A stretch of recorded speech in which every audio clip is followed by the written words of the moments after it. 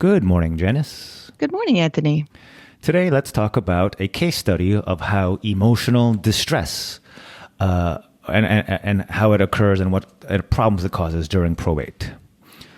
So, death, family, and money, if you combine those three things, it's always an emotional mix.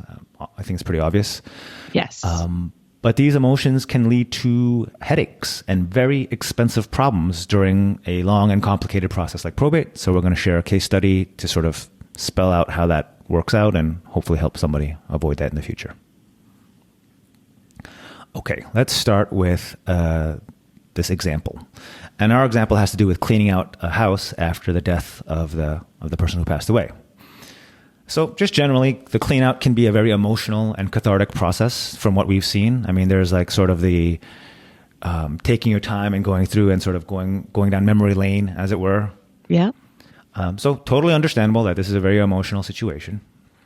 In our case, the daughters of the parent who passed away were from out of state. So they had very limited time to come by and clean out the house just because of the way their schedules worked out. Right. So what they did is they sort of tagged up what they wanted the executor to keep and put into storage for them, and what they wanted to just have, trashed. Then we hired a realtor who was willing to do the box and storage on behalf of the daughters. Okay, this is not usual, by the way. Realtors are not usually in the business of doing a clean out. This is sort of a courtesy to and out of respect for their mourning and the whole process. Yeah. Unfortunately, most people aren't super organized and with it when they're mourning and dealing with an emotional situation. And so the lists of what was tagged and what was supposed to be kept and what was thrown away, blah, blah, blah, was very confusing. And it was very hard to keep track of. And it was sort of a constantly changing list. So it was really hard to know for sure what the daughters wanted. So as a result, I guess everyone can see what's coming, right? Right. So as a result, the realtor accidentally thought there were golf clubs that were not supposed to be kept, right? So they took these golf clubs. They said, "Hey, these are pretty nice golf clubs. I'm pretty sure we shouldn't throw these away. Let's bring them to an appraiser or a pro shop, whatever, to see what they're worth, so that we can find out if these daughters should sell them and not just toss them." Right. Which sounds pretty logical if you don't know they're supposed to be kept.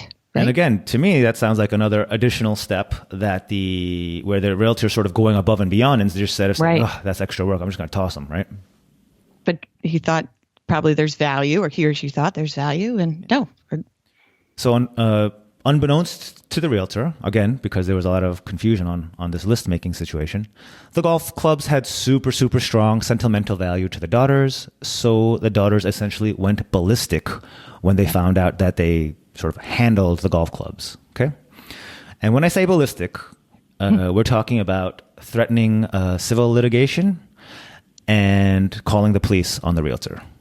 And I think they got like very close to, but did not quite file a criminal complaint. I think can you agree that's a fairly strong emotional response, Janice? That is, how you described it is very accurate. But I look at it from the other side. The realtor was helping, right? Like, because it was confusing trying to figure out which one, and he or she thought, well, let me help. Oh, yeah, but they were not happy. All right. So let's talk about how this creates problems for the probate. That's the side that, you and I are sort of more focused on. So number one, this resulted in weeks of emails and conference calls between various lawyers. I don't think the police got involved, but, that threat really made things quite serious. The realtor, the daughters, all to sort out and to calm down the situation. And this is all billable. A lot of it was, at least. So this is a absolutely. very expensive Yeah. situation. And what other problems came up? The realtor quit. I mean, they were sort of going above and beyond. Right. Yes, she acknowledged, "Hey, I could not keep track of what list was happening, but I didn't think that doing this would result in somebody threatening to sue and arrest me." Right. And the realtor, as far as I can tell, as somebody who's experienced, was doing an excellent job. Was not only doing an excellent job, was doing an excellent job and going above and beyond. So you lost a great realtor, You did. And I have a feeling that realtor has changed policies and may not be as helpful down the road. Unfortunately, yeah. And now, not only did we lose this great realtor, it will be very difficult for us to find not only a realtor, but anyone to help with the packing and storage. Because guess what? Now there's a precedent that if they make the slightest error, they're going to be sued. Someone's going to try to sue the pants off them or call the police on them. So that's really great. Raise your hand if you want to work under those conditions. Yeah, under that threat. Right. Sounds like a great ad. We need a realtor. However, one tiny little mistake. Now, to be fair to the daughters, it was not a tiny mistake, but I do think there's a level of proportionality to a response, right? Yeah, absolutely.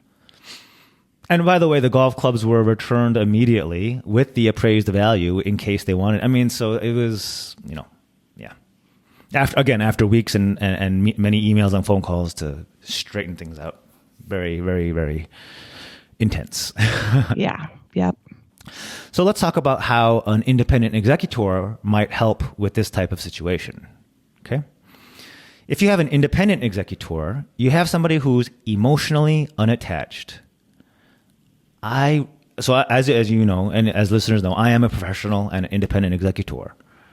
I don't care about the golf clubs. I mean, if there was a mistake made, I can sort of in a very dispassionate way determine if the broker really screwed up or made an innocent mistake and move on one way or the other without, even if they screwed up, calling the cops, I don't, anyway. Yeah. So yeah, but just based on our experience, we have a way of just knowing when something is kind of, really out of line or just a small error in judgment or a very innocent misunderstanding. Absolutely. Right? And it's much easier. Anyone who's not emotionally attached will have an easier time making those calls. So, we can agree with that. Yeah. Absolutely. And when you're talking about this emotional unattachment, it's not that we don't care. Yeah. It's just that we are not going to be sitting at Thanksgiving table and have to hash this out with, other heirs. We're just emotionally not involved in the process. Okay. So thank you for making that clear. I want to do a good job. I take pride in being a very good executor, but I don't take it personally, right? It doesn't flare my emotions in the same way it would if it was, my father's things, for example, right? Absolutely. Absolutely. You're able to detach from that emotion and make these factual decisions based on, your experience, not somebody hurt my feelings. So. And that's why, even if as an independent executor, I think even if I would conclude, hey, the realtor really messed up, our response would be proportional, not this ballistic reaction that results in scaring away other professionals from working with this estate, Exactly. Which is not what you wanted. I guess you wanted revenge against that, in theory, in the midst of the heat of the moment, you wanted to really punish the quote unquote bad realtor, but there's secondary and tertiary consequences to how you go about your business, And I think you're doing the punishing because you're upset. You've lost a family member, right? Yeah. And somebody has to pay and you're upset and you're mad and maybe it was just not I think a good word is proportionate, right? Yeah. Like the response kind of outweighed the mistake. Kind of. Yeah. So that's it. I just wanted to share this example of, because people might wonder, why can't I be, what do you mean? I'm not emotional. And you might not fall into this specific situation.